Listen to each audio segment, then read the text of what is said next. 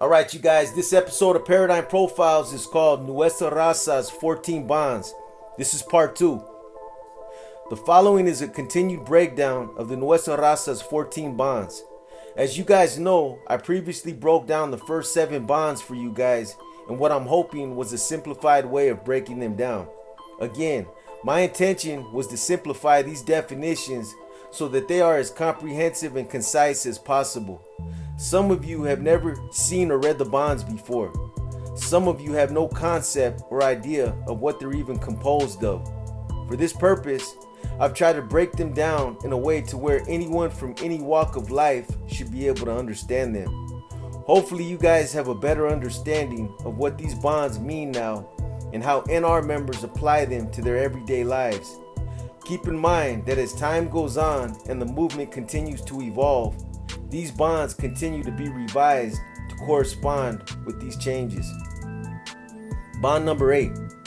No norteño will lie or boast of his status, be it his rank or file. All norteños will take a high regard for their physical and mental well-being and will continue to strive to better educate themselves in all aspects relevant to the accomplishments of our set goals. The NR's rank and file is one of the primary reasons why the NR has been such a well-organized and well-managed movement. Early on during the movement's inception, the group originally operated under a category system, similar to the one that the NF currently operates under right now. This allowed its members to be categorized based on experience, grade, and personal achievements. Again, similar to that of the NF. However, due to problems of widespread misrepresentation and members claiming to have status that was never sanctioned, the category system was eventually scrapped. You basically had NR members claiming to be Category 2 and Category 3 members that had never been elevated or who had never officially been bumped up. And there was no plausible or equitable means to substantiate the veracity of their status either.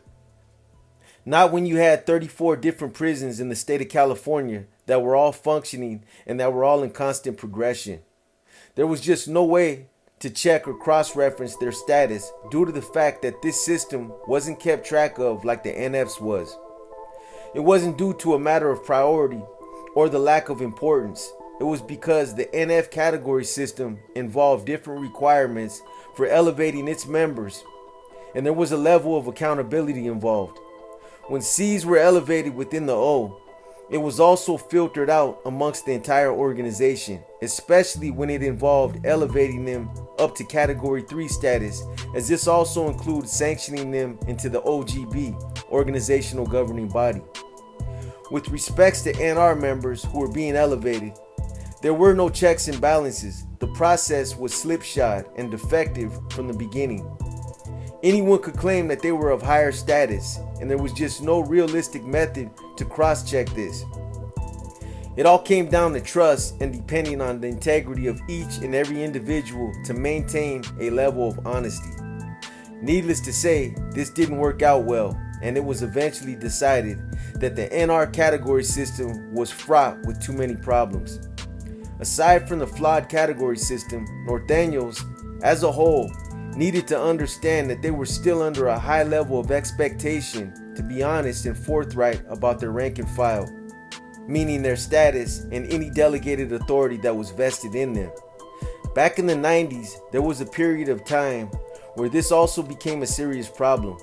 This was especially true around 1998 when the Nuestra Raza was theoretically disbanded. Along with the alleged disbandment came a set of revisions that pertained to some of the detrimental titling and labeling practices that CDCR was using to identify and lock up norteños. Due to this effectuation, the NF adopted its own labeling to distinguish NR members from the non-affiliated norteños. But this ended up being ineffective as it was simple to decipher the changes and the NF's attempt at disguising its made NR members. But when this new titling was implemented and all these new changes were passed down through the course of general mandates, this is where there were a lot of northerners who were claiming to be norteños, and there were a lot of individuals who for whatever reason were being deceptive about their true status.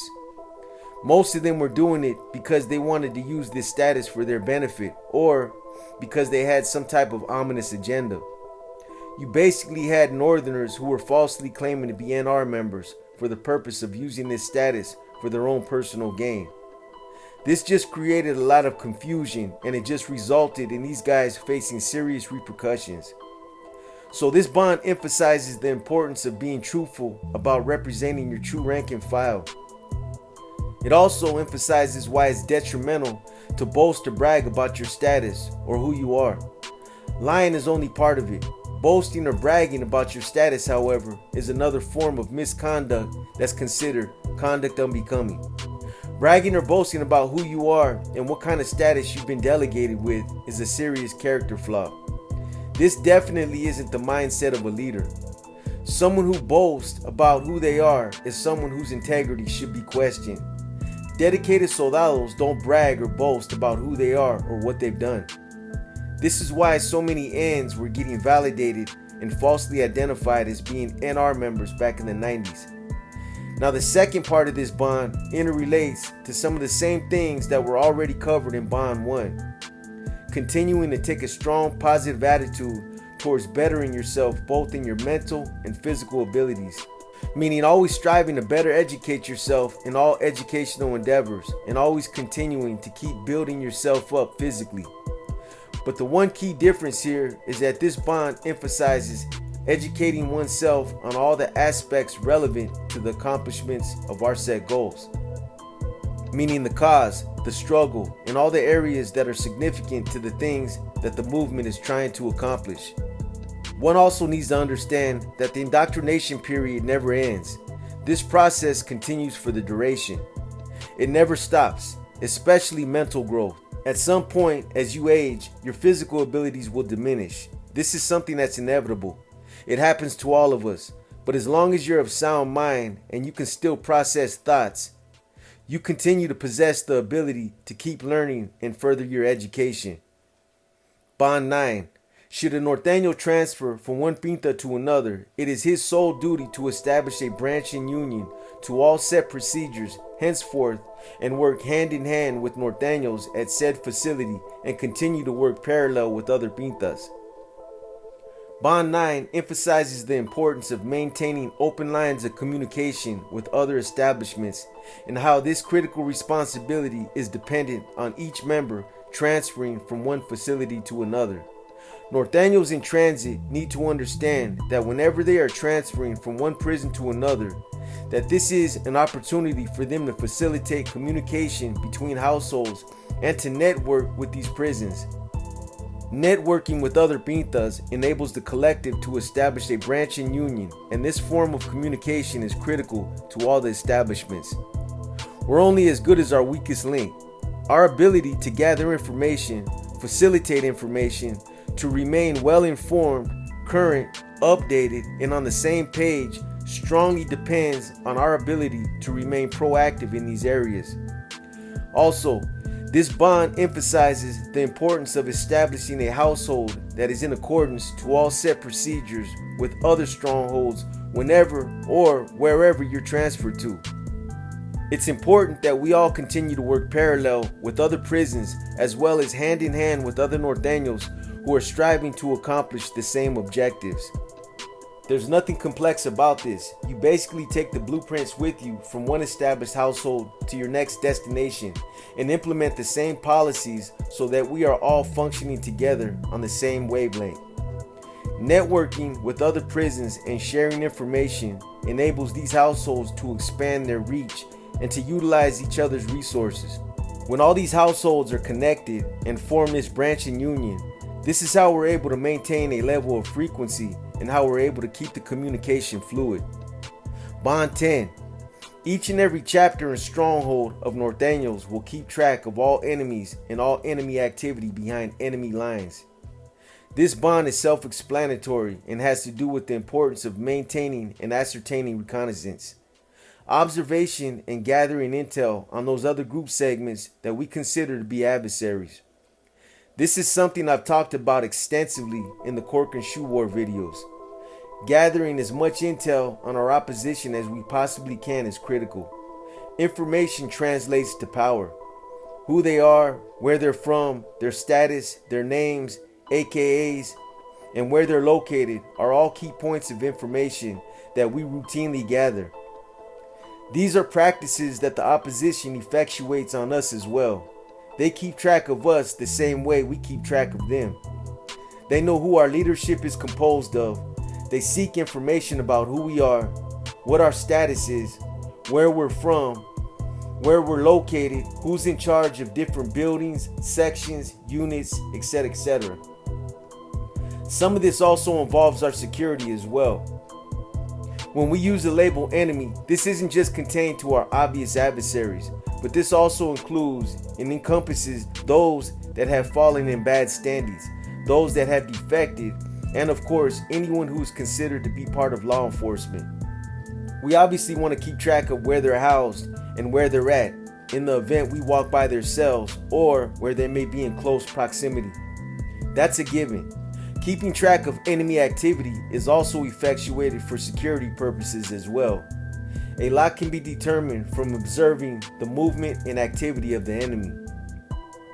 Not just the obvious things like listening to see if they're sharpening or grinding down weapons or pedazos, but also other things you can observe like watching their movements and activities, paying close attention to their habits and routines. This is important because whenever there's a change or a break in the monotony, it usually means that something's going on. It's a possible cause for concern. Including law enforcement is often an area that's overlooked when it comes to breaking down this bond. We watch them, pay close attention to their activities, and keep track of their movements just like we do any of our other enemies. We obviously do this for different reasons, to avoid detection and infiltration, but it's still done for the same concept and the same reason. Bond 11. All Norteños will defend their household to the fullest, no matter the circumstances or consequences. This means standing next to the cause and fellow Norteños in times of battle and in our struggle. To abandon said responsibilities will be considered an act of cowardice and desertion, and will result in serious repercussions. Here's another bond that's easy to understand on its face. This basically means that all Norteños will go to any means or any extremes necessary in order to protect and defend the household. Who is the household? Each and every functioning Norteño is the household. All those who are considered to be part of the collective are the household. When it comes to protecting and defending each other, this is to be done at all costs. No amount of sacrifice, no amount of adversity, no amount of bloodshed, no amount of catching time, none of these things will ever be considered. The only thing that matters at that point is doing whatever is necessary in order to protect and defend each other. When this bond says no matter the circumstances or the consequences, this means that you'll go to whatever extremes necessary, that you'll meet whatever challenge you're faced with, regardless of what it is. If there's a fellow N getting packed out by 20 ops, this means you're going to come to his aid despite the fact that you're going to go down with him. If you're close to getting paroled and you see a fellow N getting moved on by the opposition, this means you're going to go to his aid despite the fact that you're going to catch some time and lose that parole date. There's example after example I could give you guys, but the main thing that needs to be understood is that we're all expected to protect and defend each other regardless of the consequences or the circumstances. This means standing next to each other in times of battle and representing the cause to the fullest. Now the next part of this bond outlines the consequences involved for abandoning these expectations or failing to honor them. Any Norteño who fails to come to a fellow Norteño's aid in the time of battle or in any other situation where he's faced with some form of adversity will be considered an act of cowardice or desertion. There's no justifying this, and the repercussions will be swift. How can you feel confident about someone getting your back once he's shown an act of cowardice? There's no tolerance for acts of cowardice or desertion. A fellow N who hesitates, makes excuses about why he couldn't get there in time, or who fails to get involved because of the numbers, is a coward. And these types of individuals are weeded out and have no place amongst the collective. Bond 12. It is each Norteño's responsibility who is aware of our cause to teach and school all those destined to the Pinta. No Norteño should enter the Pinta blind or without the knowledge of our struggle behind the walls. This is a bond that I've personally seen a lot of NR members neglect and fail to fulfill. The county jails are considered to be the training grounds and the last stop before prison. Everybody obviously has to pass through the county jail before they get shipped off to prison. And those that have already been to prison and who have been exposed to different levels of schooling are expected to pass that schooling down to other ends who are blind and who are now destined to prison themselves. But a lot of these brothers fail to take the initiative to lace these guys up. Whether it's because of personality clashes, they don't like someone, there's a lack of interest, or they're just being lazy. These very important expectations are often neglected. My county jail, San Francisco County, is one of the worst county jails I've seen when it's come to NR members failing to school other ends who are destined to prison. They just don't do it. And that's a serious injustice. It's synonymous to sending someone off to battle without any weapons. I've been to Monterey County Jail, Santa Clara County Jail, Santa Rita County Jail, and a few others, but all these jails were doing it right. The young ends that were getting ready to get shipped off to prison were all being indoctrinated and exposed to intensive levels of schooling. Like I used to tell some of the homies in the San Francisco County Jail, we're only as strong as we choose to make ourselves.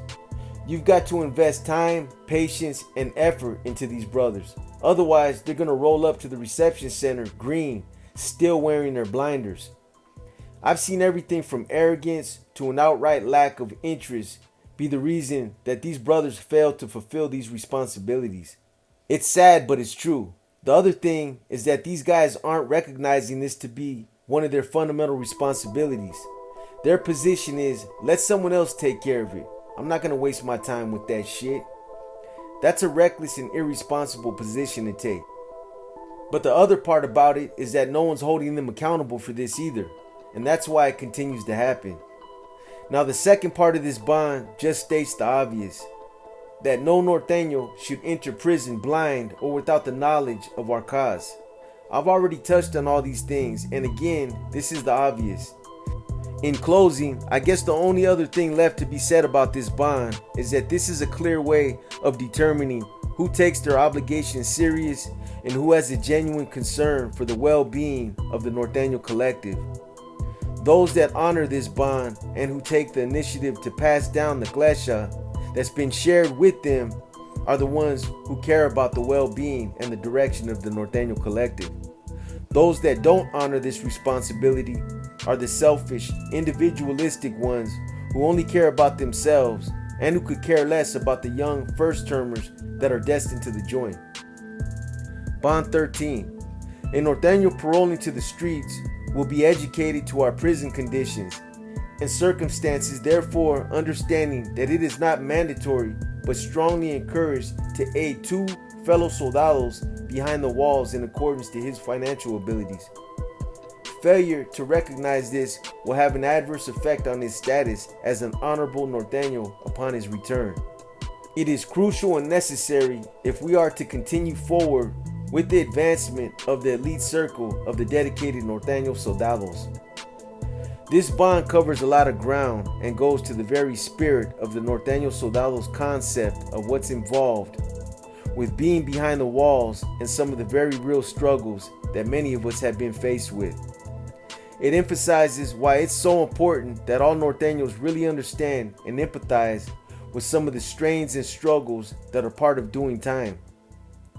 Through doing time, we come to realize that there comes a point when we must take care of our own, and that the only way we're ever going to become self-sustaining is to do it ourselves. A lot of us have our own personal resources that we can depend on when we first go to prison, and that's always a good thing. But eventually, we've got to come to terms with the fact that these personal resources eventually sometimes die off. Family members start dying, wives get tired of playing the mule, and people just get burned out on taking care of us. So when this happens, we're only left with each other to depend on.